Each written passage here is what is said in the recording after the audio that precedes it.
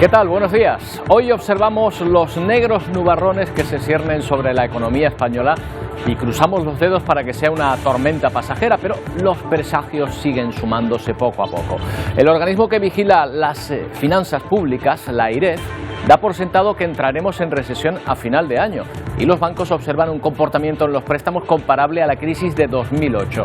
Sumen ustedes la subida de impuestos, la limitación en el crédito y añádenle la subida de tipos de interés y les quedará un cóctel perfecto de dificultades económicas para los ciudadanos.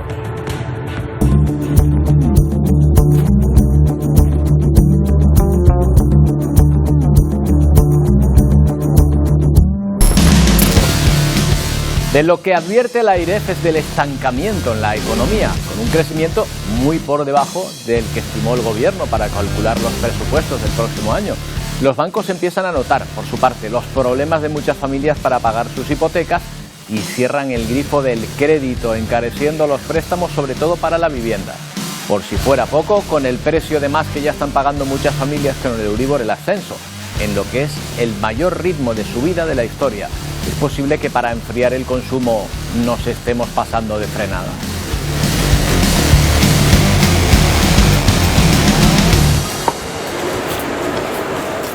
Problemas mucho mayores estos días en Venezuela, con inundaciones que están provocando situaciones como esta.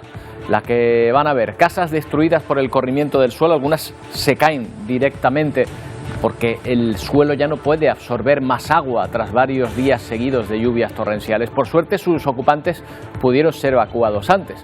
Los estados de interior como Miranda o Aragua están sufriendo especialmente esta onda tropical. Los cálculos no son exactos, pero 2 deslizamientos de tierra han podido matar ya más de 50 personas en todo el país.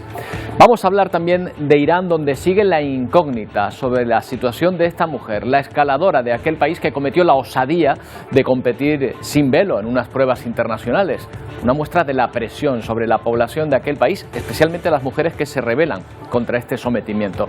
La represión del Estado no consigue frenar, en todo caso, las protestas que comenzaron tras la muerte de Mahsa Amini a manos de la policía, precisamente por llevar mal puesto el velo. Más de 500 personas serán llevadas a juicio en estos días. Pero vamos primero con esas amenazas que sobrevuelan nuestros bolsillos por una serie de catastróficas desdichas que se están concatenando unas con otras. Ya saben que los ministros de la Unión Europea están desde ayer en Bruselas. Los 27 deben tomar decisiones para amortiguar el precio de la energía. En eso no hay disensiones, pero sí en cómo hacerlo. No hay unanimidad para poner topes al gas, por ejemplo, aunque se ha liberado la decisión de compra conjunta de hidrocarburos. Pero claro, si el precio de la energía sigue alto, difícilmente se podrá bajar la inflación. Y la palabra maldita, la bicha, que se llama recesión, y a la que ya nos asomamos en buena parte de Europa.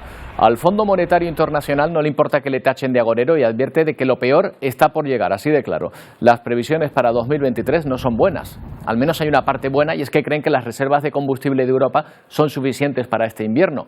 Otra cosa será el próximo si Rusia cierra por completo su suministro de gas.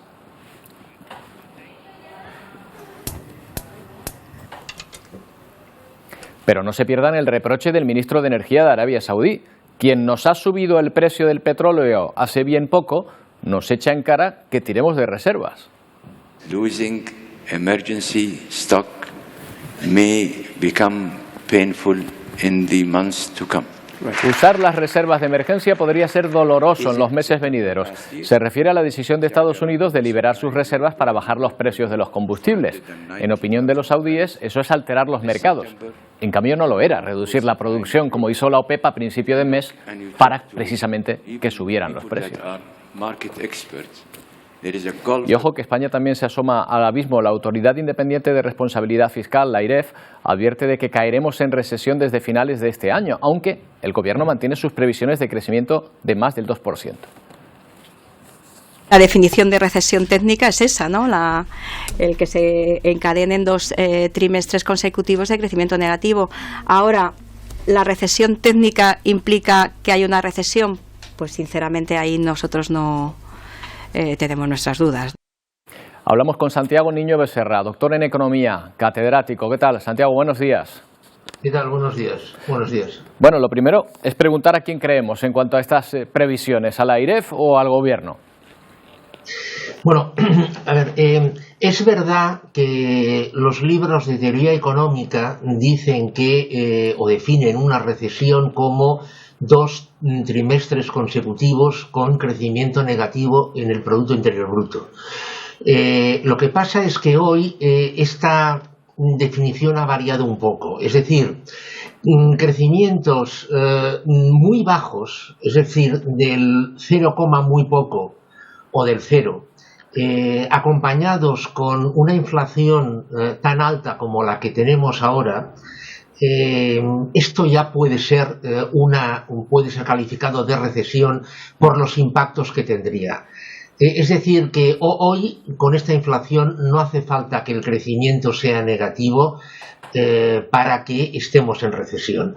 De hecho, yo me inclino por lo que apunta la IREF de que hasta la primavera del año que viene podemos estar en recesión e incluso un poco más. ¿Qué significa entrar en recesión? Esos impactos a los que hace referencia Santiago, para el bolsillo de los ciudadanos me refiero, ¿en qué se traduce? Bueno, claro, se entra en recesión cuando se produce el cóctel, una unión de distintas cosas, que de hecho cuando usted ha presentado el programa de alguna forma ya las ha enumerado. Por un lado tenemos los efectos de la pandemia que aún no se han resuelto, es decir, aún hay suministros de piezas, chips, materias primas, etcétera, etcétera, que no están resueltos, es decir, esta cadena de valor mundial no se ha normalizado. Por el otro lado, los tipos de interés están aumentando. Yo creo que aumentar los tipos de interés para frenar esta inflación que es de oferta y que no es de demanda es un error, pero habría que hacer otras cosas que posiblemente no se atrevan a hacer. En tercer lugar, hablando más sobre todo de España, el impacto que vamos a tener, que va a repercutir sobre la economía española de la situación en economías muy potentes como es la alemana o como es la francesa, esto va a ser negativo, muy negativo para la economía española. No únicamente pienso sobre el tema industrial, sino también sobre el tema turístico. Es decir, un alemán con menos renta, evidentemente estará dado a viajar menos días que un alemán si su renta es normal. Por otra parte, está todo el arrastre que la economía española tiene de deuda y de déficit. Es decir, no tenemos que olvidar que cuando el virus llega, España lleva 2 años incumpliendo sus compromisos de déficit, los compromisos de déficit que había adquirido con Bruselas, y su deuda ya estaba a un nivel alto. Ya. Es verdad que cuando el virus llega, Bruselas da una prórroga para cumplir esos compromisos de déficit. Es verdad, pero claro, ahora estamos volviendo a la casilla de salida. Con lo cual, claro, España ya estaba incumpliendo, claro, y la deuda ha aumentado. Claro. Es decir, todo esto impacta sobre el bolsillo de los españoles. Claro, pero centrándonos en los tipos de interés, que quizás sea ahora lo que más directamente pueda afectar a estos bolsillos. Santiago, claro, subiendo prácticamente todo, el precio de la energía, la cesta de la compra, subir los tipos de interés para que suba también, evidentemente más todavía lo que tienen que pagar las familias, ¿no nos estaremos pasando de frenada para frenar la inflación?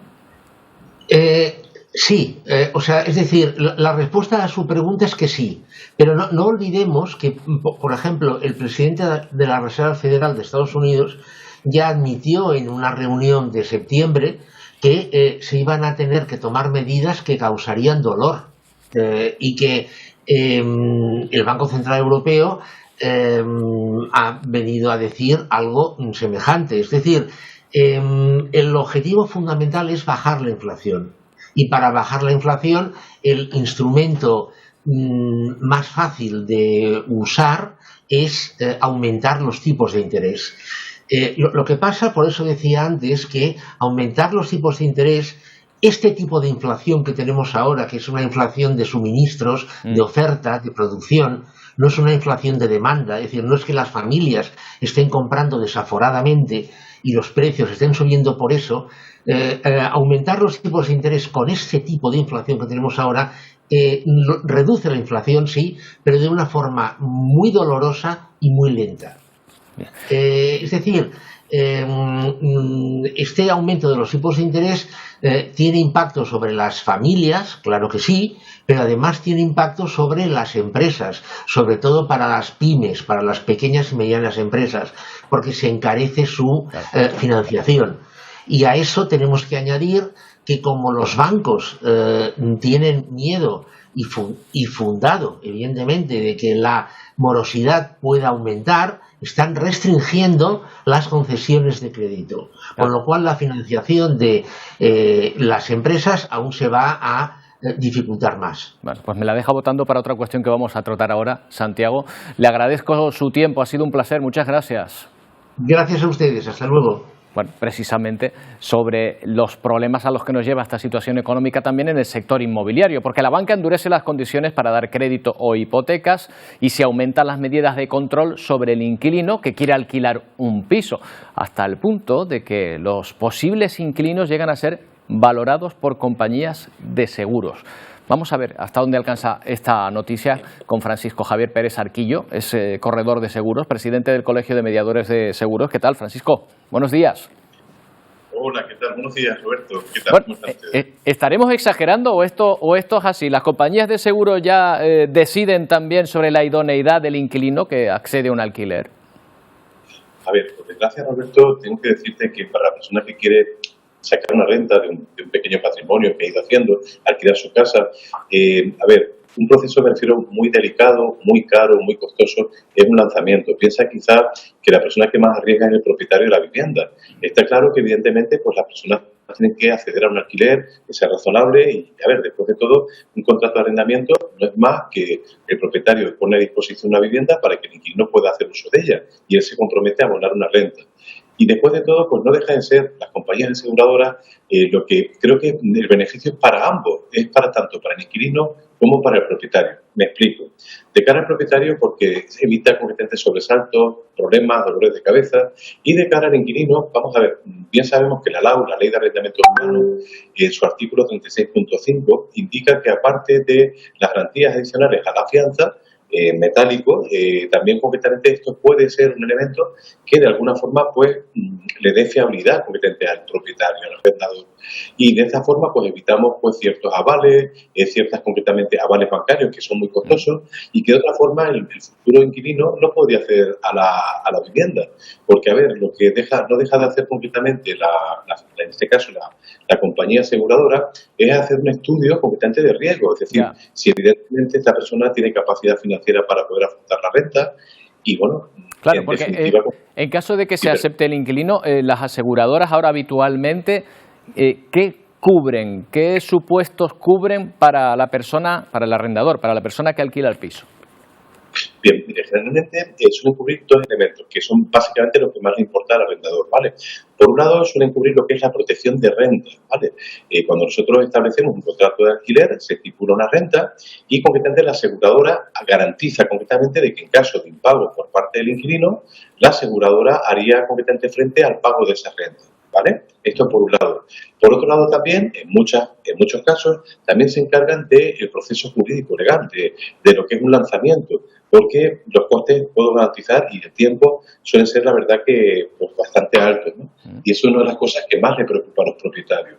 Entonces, por todos estos motivos, el hecho de que una aseguradora te certifica como que eres un inquilino válido, da mucha más celeridad y hace mucho más sencillo el alquiler. Yo realmente creo que, yo básicamente buscaría un alquiler que esté de acuerdo a mis posibilidades y a mi capacidad. Entonces, si reúno esos requisitos, no voy a tener ningún problema a la hora de que la compañía aseguradora me haga ningún tipo de estudio. Claro, usted está hablando, ya lo ha comentado varias veces, los alzamientos, los desahucios. ¿Es principalmente el miedo que tienen los arrendadores a la hora de poner su piso, su casa en alquiler? Sí, el hecho de que veamos concretamente que hay una oferta completamente tan reducida y por ende eso lleva completamente a incrementos en las rentas es el elemento de indefensión que tiene completamente el propietario. Vuelvo a recordar de que, De alguna forma, el inquilino competente no tiene competente el riesgo que tiene un propietario de verse competente en impago, incluso hasta de propios servicios de agua, de luz, y de no poder disponer de su vivienda. Entonces, competente, la persona que más riesgo tiene, en este caso, competente es el propietario. Ese es el elemento que suele frenar a muchos propietarios a poner su vivienda en el parque de alquiler, principalmente, ¿vale? Es uno de los elementos que más suele frenar. Entonces, si un propietario no tiene garantías suficientes que se las puede procurar una aseguradora, evidentemente no va a poner competente esa vivienda a disposición. Claro. Ese es el problema que hay de base, ¿no? Vemos claramente cuál es la situación. Francisco, muchas gracias. Buenos días. Buenos días. Muchísimas gracias, Roberto. Hasta pronto. Bueno, veíamos que el inicio de estos problemas económicos que está atravesando nuestro país, prácticamente el mundo entero, tiene su origen en la pandemia, en COVID. La nueva variante precisamente de esta enfermedad ha entrado ya en circulación y va a provocar un aumento de casos en las próximas semanas y meses. Estamos ya inmersos en la octava ola del coronavirus. Casi parecía que se había quedado atrás porque no hablábamos de ello, pero en España hace justo un mes, el 26 de septiembre, ya ha comenzado la inoculación de la cuarta dosis, mientras en China parece que siguen viviendo en 2020 con su extrema política en la vigilancia del virus. Van a ver. Cierra de nuevo en Pekín el quinto y más grande parque temático bajo el sello de Universal Studios. Las nuevas infecciones por COVID en China obligan a cumplir las estrictas medidas de prevención y control de la pandemia. El portavoz de la Comisión Nacional de Salud insiste en defender esta estrategia para asegurar que no surjan brotes a gran escala. Pese a este escenario, las agencias gubernamentales aseguran que los principales indicadores económicos de las industrias, el sector de servicios, la inversión y el consumo se están recuperando. La otra superpotencia mundial, Estados Unidos, pide a los ciudadanos que se vacunen con la dosis de refuerzo. Para dar ejemplo, el presidente Biden se ha remangado y recibió su vacuna para instar a los estadounidenses a que dejen de lado la política partidista, ya que la propagación del virus podría acelerarse durante los meses de invierno y más de 1 millón de personas han muerto en Estados Unidos a causa del coronavirus. Mientras, aquí en Canarias, hace justo un mes que comenzó la campaña de vacunación de la cuarta dosis con nuevas vacunas adaptadas a las variantes de Omicron, la cepa dominante en nuestro país, inmerso ahora mismo en la octava ola. Por cierto, que a Joe Biden no le han preguntado solo por el COVID, también por esa amenaza de una bomba sucia en la guerra de Ucrania. Sería un error gravemente serio, así lo ha dicho el presidente norteamericano, ante esa hipótesis después de que Moscú comenzara a avisar de los planes de Ucrania, que Ucrania niega, para emplear una bomba sucia contra ellos mismos. Ucrania lo que dice es que está buscando excusas para emplear Rusia, por su parte, esta bomba. Nadie, por ahora, cree en estos avisos, aunque lo que sí prevén es que Putin lo utilice como excusa para subir más, un paso más en la escalada de la guerra. Building a dirty bomb. Of dirty bomb in Ukraine. Of preparing to use a dirty bomb. Estos días es la palabra más pronunciada sobre la guerra en Ucrania. Y esto después de que Rusia alarmara a Occidente sobre las intenciones de los ucranianos de atacarse a sí mismos con la conocida como bomba sucia. El presidente norteamericano responde, pero sobre todo desconfía de los avisos de Moscú. Un error gravemente histórico si Rusia decide utilizar las armas nucleares, asegura Biden. Tampoco se fían ni en Reino Unido ni en Francia.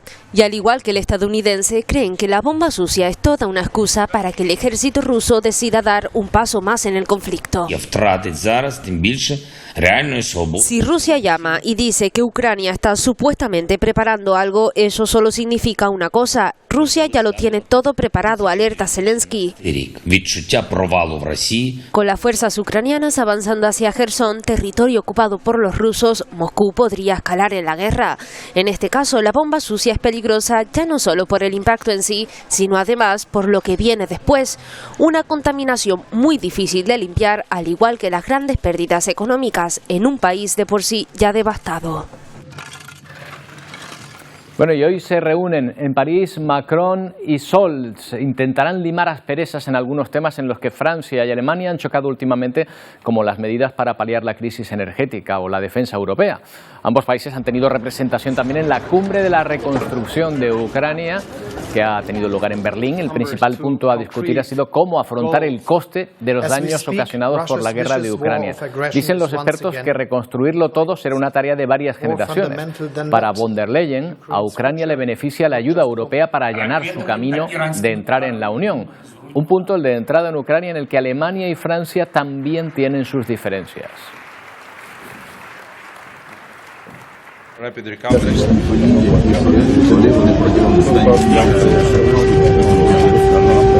En plena conferencia de prensa, el presidente federal de Alemania, el jefe del Estado de este país, tenía que parar la entrevista y protegerse en un refugio antibombas tras activarse las alarmas antiaéreas. Franz-Walter Steinmeier estaba en Kiev en un viaje sorpresa para reafirmar su apoyo a Ucrania. Es su primera visita al país desde la invasión rusa del 24 de febrero. Zelensky ha expresado su esperanza de poder disponer de más material militar tras la eficacia que está demostrando el sistema de defensa aérea proporcionado precisamente por Alemania. Y como recordarán, el 16 de septiembre Mahsa Amini, una mujer de 22 años, murió en Teherán mientras estaba bajo custodia policial. Su crimen era no llevar el velo correctamente. Su muerte desencadenó una ola masiva de protestas por todo el país. La última, esta que van a escuchar.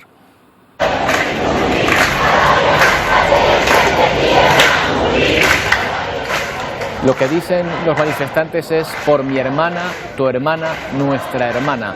Eso es lo que corean frente a la Facultad de Ingeniería de la Universidad de Teherán. También en Europa, este fin de semana, activistas que abogan por los derechos de las mujeres en Irán se manifestaron en Estocolmo. Decenas de miles de personas marcharon también en Berlín, ahí los ven, en solidaridad con esta causa.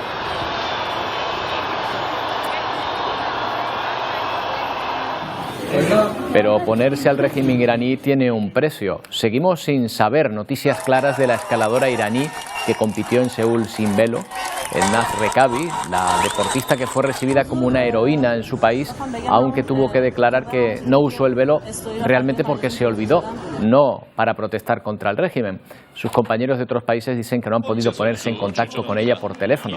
El jefe de la Federación de Escalada iraní niega, sin embargo, que la deportista esté bajo arresto domiciliario. Si no contesta a los teléfonos y a los mensajes, debe ser, dice ella, porque no quiere. Vamos a hablar de esta situación en Irán con Leila Nachewati, especialista en comunicación y derechos humanos en Oriente Medio y Norte de África, máster en cooperación internacional. Leila, ¿qué tal? Buenos días. Buenos días. Bueno, es muy difícil tener datos exactos de lo que está ocurriendo en Irak porque el régimen censura todo lo que nos llega, pero las protestas se mantienen. ¿Cree que con la represión le va a bastar al régimen iraní para acabar con ellas? Pues bueno, todo depende, porque la represión, cuando llega a los extremos a los que llegan este tipo de dictaduras y de estructuras de poder, no podemos subestimarla. No podemos subestimar además el impacto que tiene esa represión y cómo eso puede también transformar las propias acciones dentro del país y también hacer que otros actores regionales e internacionales se posicionen. Pero lo cierto es que ahora mismo el monopolio de la violencia lo tiene la dictadura iraní, y quien reprime de esa manera es porque no tiene otras armas, no tiene otras formas de convencer ni de legitimarse. Es obvio que el régimen iraní a estas alturas de la película ha perdido legitimidad, no solo entre quienes siempre han sido contrarios y contrarias a la doctrina religiosa, sino que dentro de los propios sectores cercanos al régimen, cercanos a la Guardia Revolucionaria, hay muchísimas críticas y lo único que puede hacer el régimen en respuesta es reprimir y luego intentar regionalizar el conflicto sin escuchar a lo que la propia población le está pidiendo, que son cuestiones muy de derechos humanos y muy de justicia social. Son unos valientes los que responden, los que se enfrentan allí en Irán a esta situación, porque, claro, tiene un precio enorme, más de 200 muertos en las protestas, se cree, todavía no se sabe tampoco el número exacto, esta escaladora, el Naz Rekabi, de la que no se sabe prácticamente nada, ¿verdad? Son situaciones que fuera de este país llaman muchísimo la atención. Sí, normalmente a las cifras oficiales hay que duplicarlas o hay que triplicarlas en estos casos, porque es muy difícil hacer seguimiento porque no hay investigaciones independientes y que puedan realmente producirse y tampoco puede haber ahora mismo observadores internacionales que puedan dar una visión más, digamos, detallada de lo que está ocurriendo, porque hay muchísima censura, hay apagones de Internet, esto es una medida extrema, ¿no? Que siempre vemos a los regímenes y a las dictaduras más extremas cuando están más frágiles o en periodos de cambio político.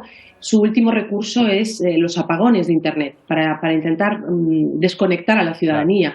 Entonces eso hace muy difícil que tengamos números exactos de cuántas personas han sido no solo asesinadas, sino detenidas, desaparecidas. Hay ahora mismo un movimiento muy fuerte que está intentando poner a los prisioneros y prisioneras políticas en la cárcel de Evin, en la famosa, para mal, cárcel de Evin y en otras cárceles, ponerlas en el centro porque se empiezan a acumular y a saturar las cárceles y esto va a más.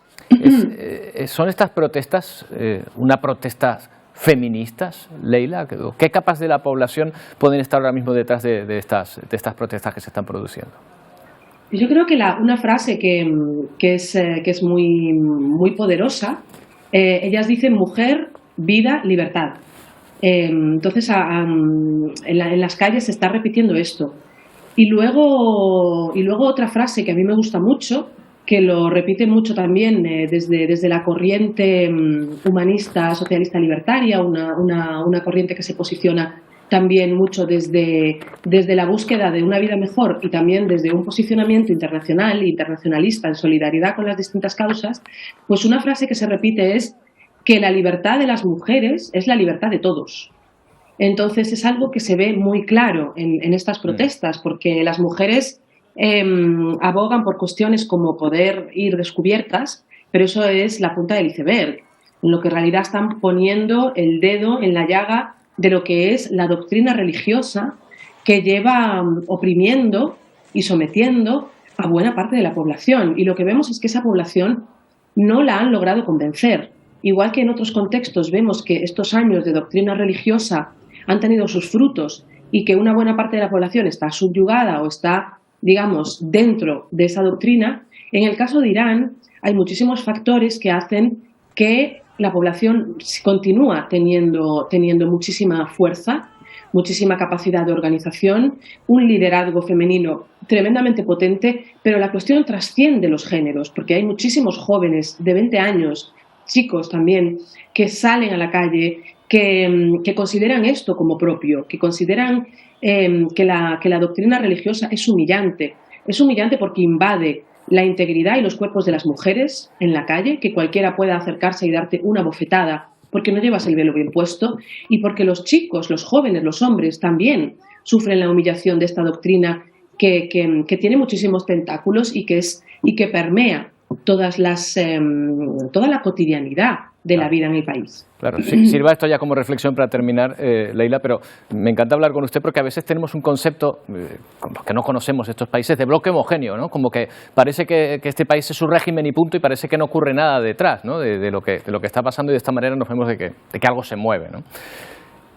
Es importantísimo esto que dices, porque muchas veces hacemos análisis hacia lo propio, en los que hay capas y capas de complejidad, de cuestiones religiosas, políticas, económicas, sociales, y sin embargo cuando miramos al otro del sur, al otro musulmán, al otro árabe, al otro de Oriente Medio, al otro africano, parece que las respuestas son siempre en clave religiosa, sectaria, identitaria, como si no hubiese una complejidad que aplicar también ahí. Yo creo que los iraníes, las iraníes, igual que antes, las poblaciones de Oriente Medio, las poblaciones de Siria, de Egipto, las poblaciones de Palestina, llevan años demostrándonos que la búsqueda de una vida digna no es occidental, que la búsqueda de justicia, de derechos, de libertad, no es occidental, que no bastan las recetas religiosas e identitarias para entender una región tan compleja del mundo. Y sin embargo, algo que vamos a ver en los próximos días, semanas, meses, es un intento de presentar lo que está ocurriendo en Irán como una cuestión religiosa, como una cuestión sectaria. Eso es lo que está intentando hacer ya el régimen iraní, es presentar esto como un ataque a los musulmanes o como un ataque regional de distintas potencias que quieren desestabilizar su país. Es decir, van a apelar a cuestiones religiosas y regionales para evitar mirar a la realidad del problema, que son cuestiones. Yo creo, Leila, que con charlas como esta, por lo menos a nosotros no nos van a convencer, porque estamos viendo cuál es la situación. Muchas gracias por atendernos. Buenos días. A ti. Hasta luego. Bueno, vamos a hacer una pausa, pero no tardamos en volver. Aún tenemos muchas cosas que contarles. Ahora.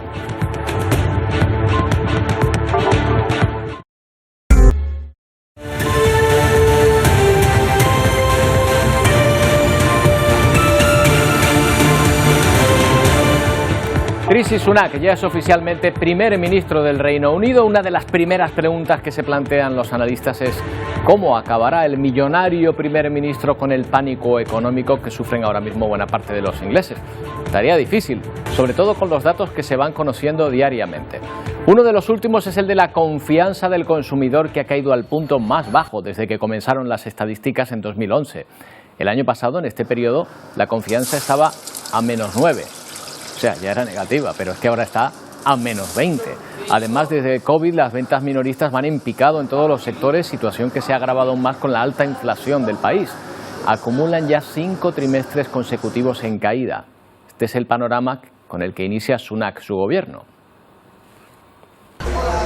Difícil tarea la que tiene por delante Rishi Sunak, ya establecido en el número 10 de Downing Street. El nuevo primer ministro afronta este miércoles su primera jornada completa de trabajo al frente del gobierno, y lo hace ya con todo su equipo, un gabinete que ha sorprendido, aunque cierto es que es un ejemplo de lo que anunció un gobierno de estabilidad y continuidad. We now need stability and unity. Un gabinete lleno de expertos y nombres conocidos de la política inglesa al ya haber formado parte de la era Truss o de la era Johnson. Jeremy Hunt vuelve como ministro de Finanzas o Suella Braverman como ministra del Interior, después de que hace una semana renunciara al cargo por violar las reglas del gobierno.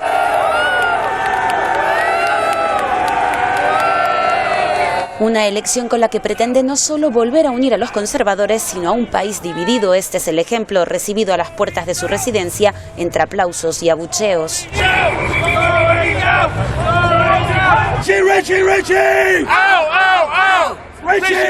División de opiniones también entre los líderes mundiales, mientras en China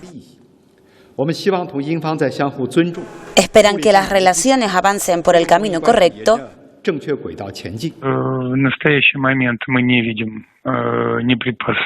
En Rusia, el portavoz del Kremlin ha dicho que no cree que haya cambios positivos a corto plazo. También en redes, felicitaciones de Boris Johnson, la presidenta de la Comisión Europea o el primer ministro belga. And I have been elected as leader of my party and your prime minister, in part, to fix them. Como dice, ha venido para arreglar los errores de Truss. Ahora solo falta ver si lo consigue o se queda por el camino. En otro país donde están notando también dramáticamente la subida de precio de los alimentos, Argentina, donde se generan largas colas ya para solicitar alguna de las líneas de ayuda del gobierno para ayudar a las personas más vulnerables, las que no reciben ningún tipo de ayuda. De hecho, no solo en las oficinas, también se produce un colapso en la web donde se tramita. Ojo, porque los comedores que solían atender a niños con problemas de alimentación ahora también atienden a sus padres. De hecho, como ya en nuestro país, en Argentina, surge un nuevo perfil, el asalariado que no llega a cubrir los gastos mensuales. Y en Nueva York han comenzado a entrar en los centros para inmigrantes las personas, muchas de ellas venezolanas, que fueron trasladadas a esa ciudad desde estados republicanos. Estas personas solicitan asilo, en los campamentos podrán encontrar refugio para el invierno que comienza y que allí es muy duro.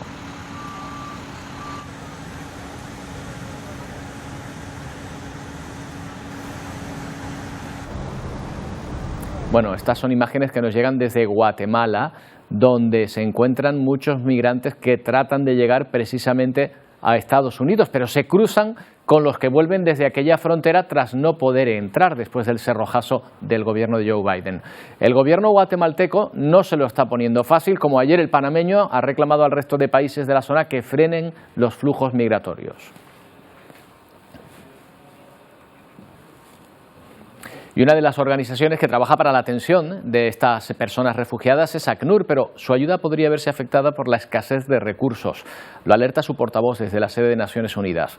Celia Mendoza nos trae la información. Mientras la necesidad de los refugiados aumenta a nivel mundial. Nosotros Estados Unidos, pero mientras que se resuelven las cosas por allá, que abran frontera o algo, vamos a ver si nos quedamos aquí un tiempo, si buscamos trabajo. Con el éxodo desde Venezuela y la situación de los refugiados de Birmania, ACNUR continúa pidiendo a Malasia que detenga de inmediato las devoluciones forzadas de ciudadanos de Birmania que buscan seguridad frente a daños graves. Enviarlos de regreso a Birmania los expone a daños y peligros. La Agencia para Refugiados de las Naciones Unidas, ACNUR, sonó las alarmas sobre los recortes que se podrían ver obligados a hacer a sus servicios de ayuda para refugiados y personas desplazadas forzosamente, de no recaudar al menos $700 millones antes de que acabe el 2022. Dominique Hyde, directora de la División de Relaciones Externas de ACNUR, explicó que las necesidades han aumentado debido a los conflictos globales, en especial el de Ucrania. Este es un llamado de emergencia real e inmediato, ya que está en juego la vida y el sustento de las personas. Según ACNUR, el peligro es que más recortes empujen a las familias a tomar decisiones irreversibles, como asumir deudas inmanejables, enviar a los niños a trabajar en vez de estudiar, o inclusive que estas personas se embarquen en viajes peligrosos en busca de mejores oportunidades. Celia Mendoza, Voz de América, Naciones Unidas. Bueno, y otro problema, otra desgracia para Venezuela, donde siguen sufriendo las consecuencias de las lluvias, los desbordes de ríos y también los corrimientos de tierra. Fíjense, por ejemplo, en estas imágenes.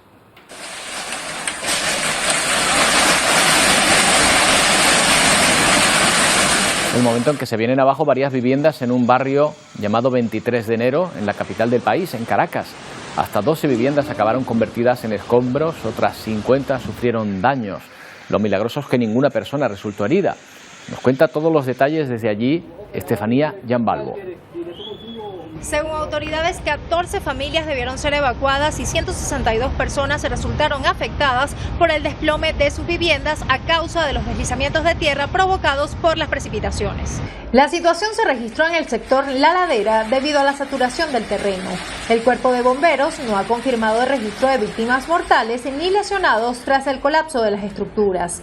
Entre tanto, en el interior del país, los intensos aguaceros no dan tregua, provocando un panorama de inundaciones y vehículos arrastrados. Precisamente en el estado Miranda, al norte del país, se desbordaron 3 quebradas, dejando bajo el agua a varias urbanizaciones. En el estado Aragua, escenario reciente de varios deslaves, al menos 45 viviendas resultaron dañadas. Al este del territorio nacional, las autoridades del estado Mérida siguen en alerta por la crecida de ríos y quebradas que han impactado en más de 20 comunidades.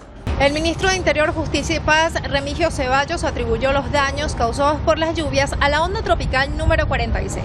La número 47 no ha llegado a Venezuela, pero las autoridades piden mantener la calma, mientras hay un despliegue en todo el territorio nacional para minimizar riesgos. Soy Estefanía Giambalvo desde Caracas, Venezuela, para la Alianza Informativa Latinoamericana.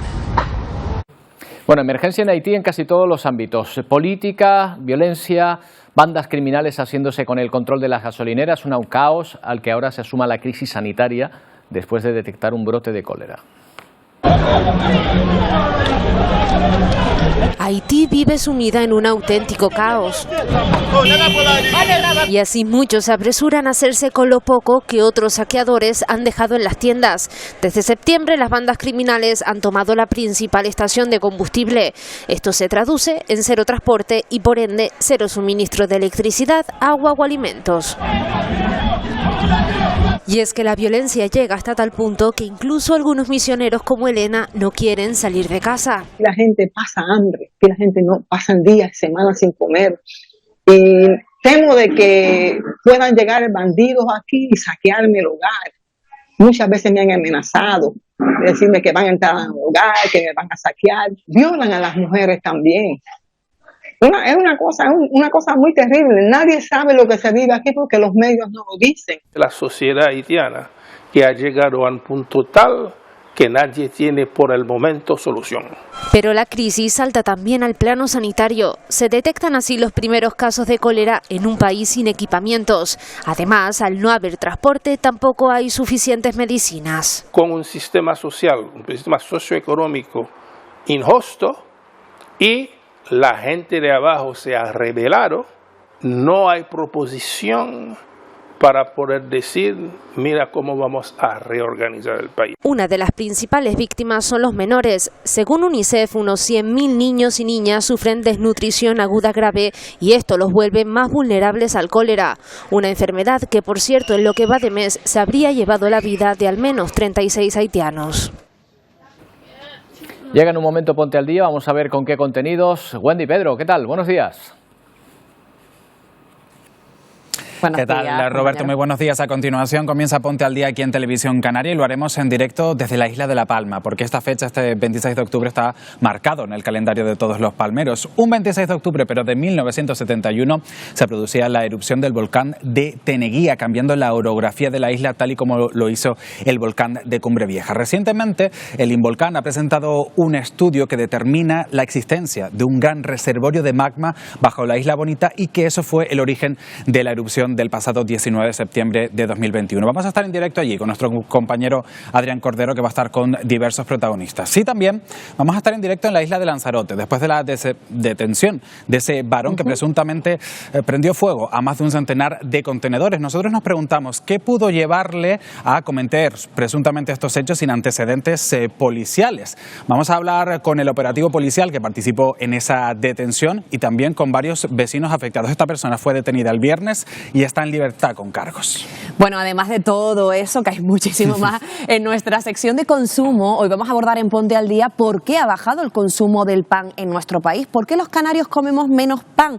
¿Cuál de todos ellos, porque hay muchísimos tipos, que si semillas, que si integrales, es el más saludable? Bueno, pues vamos a abordar esto con un nutricionista y, bueno, pues como siempre, pendiente a la última hora de todo lo que acontece en Canarias. Roberto. Hasta ahora.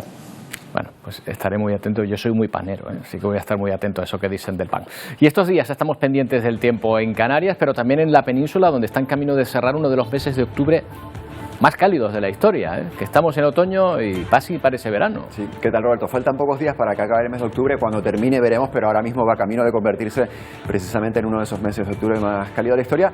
En la península, aquí en Canarias, tenemos un poco más de calor de lo normal, pero tampoco estamos en esos valores, esas anomalías térmicas que se están produciendo en la península. Mira, esta es la previsión para mañana. Tenemos un poco de todo. Algo de calima que va a resistir todavía en Lanzarote, La Graciosa y Fuerteventura, también en el sur de Gran Canaria, sur de Tenerife, pero no se va a notar mucho. Temperaturas que mañana van a volver a estar por encima de esos 28 grados de máxima. Incluso en las islas orientales puede que mañana suba un poco los termómetros, por encima de los 30 grados pueden estar. Así que tiempo ideal también para quien pueda escaparse y darse un baño en la playa. Pero bueno, en general temperaturas y condiciones más o menos estables. Lo curioso de estos días es que tenemos viento del suroeste en las cumbres y no tenemos tanta fuerza en esos alisios como otras veces, pero bueno, ahí estamos. Para terminar octubre no está nada mal. Pero vamos a ver esas anomalías de las que estamos hablando en la península. Fíjate, imágenes de ayer en Valencia, en la costa levantina, ahí en la playa como si estuviesen en verano. Verano total. Aquí, mira, siendo para el surf también. Aquí tuvieron ayer más de 32 grados, Roberto, de máxima. Incluso hubo más de 33 grados de máxima en las Islas Baleares, también más de 36 grados de máxima en Melilla. ¿Qué está pasando en la península ibérica?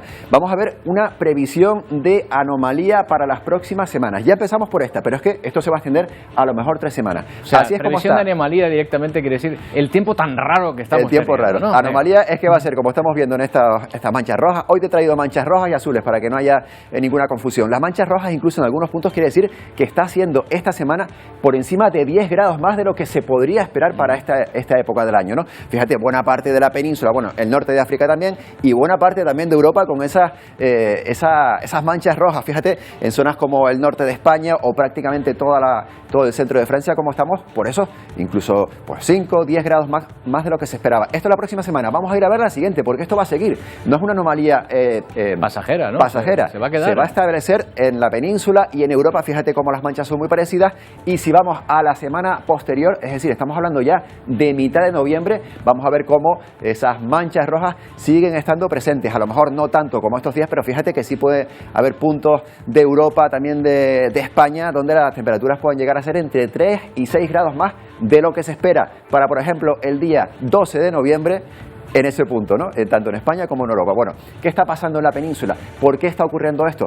Pues precisamente por una dorsal que tenemos ahora mismo cruzando la península, que hace que esa interacción con una vaguada que tenemos en el Atlántico, bueno, se produzcan ciertas, vamos a llamarlo fricciones, aunque no es un término meteorológico exacto, y ahí está aguantando esas temperaturas que, como decimos, Roberto, van camino de convertir a este mes de octubre en el mes más cálido para España en toda la historia. Vamos a ver si ocurre. Oye, y anomalías que no son tales. Ayer nos sorprendíamos de que estuviésemos en alerta por incendios en el norte de España, pero resulta que esto tampoco es raro. Claro.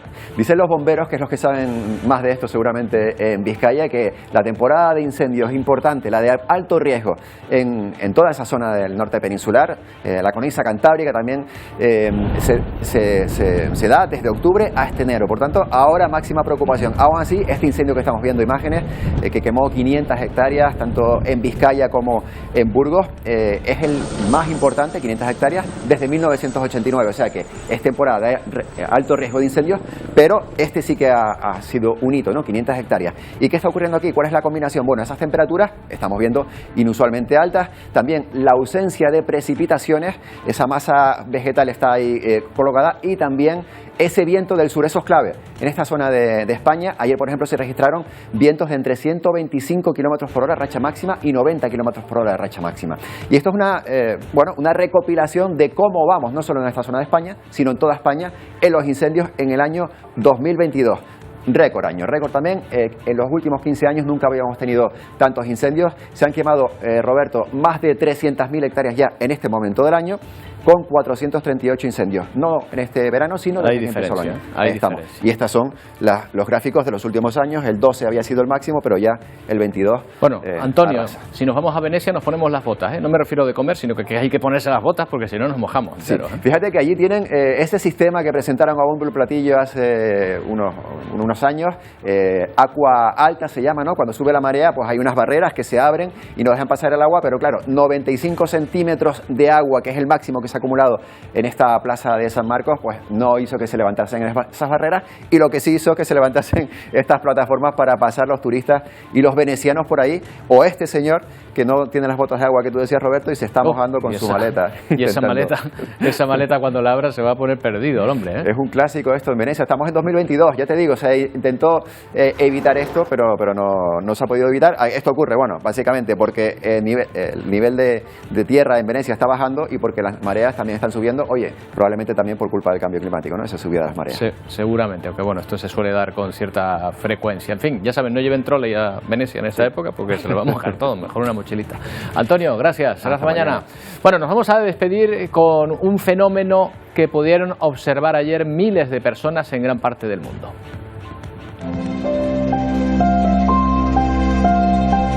¡Wow! Bueno, ya ven las caras de sorpresa por ese eclipse solar parcial visible en un área que se extiende desde Europa Occidental hasta la India.